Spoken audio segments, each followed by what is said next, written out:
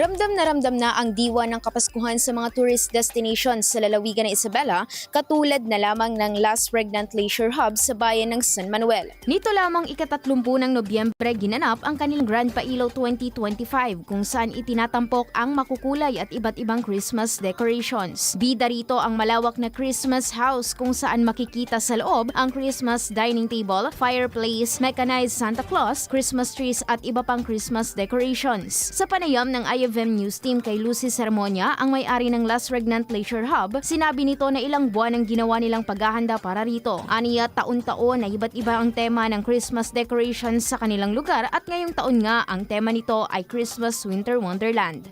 Napaka-successful ang ating Grand Pailaw. Although inulan, tuloy pa rin yung pagdagsa ng tao. Well-planned talaga ito kasi naiplano na namin yung arrivals, then yung flow ng mga visitors na pupunta dito.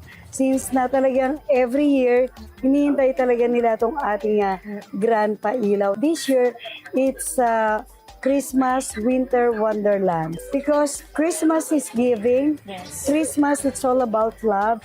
Christmas, this is the birth of Christ.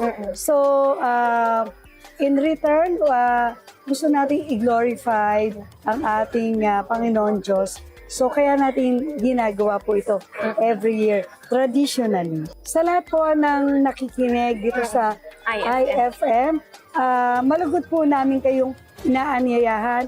Come and visit and enjoy the spirit of Christmas, Winter Wonderland, dito po sa Las Regnant Leisure Hub. Ayon kay Sermonia, nais niyang dalhin papalapit sa mga Pilipino ang mga nakikita niyang magagandang bagay sa pagbisita niya sa iba't ibang bansa at ang panahon ng Kapaskuhan ang isa sa mga pagkakataon na ginagamit niya ang kanyang imahinasyon upang maihatid at maipakita ang magagandang dekorasyon at tanawin sa mga bumibisita sa kanilang pook pasyalan. Para sa IFM News, ako si Idol Zaira Contapay. Idol! IFM News.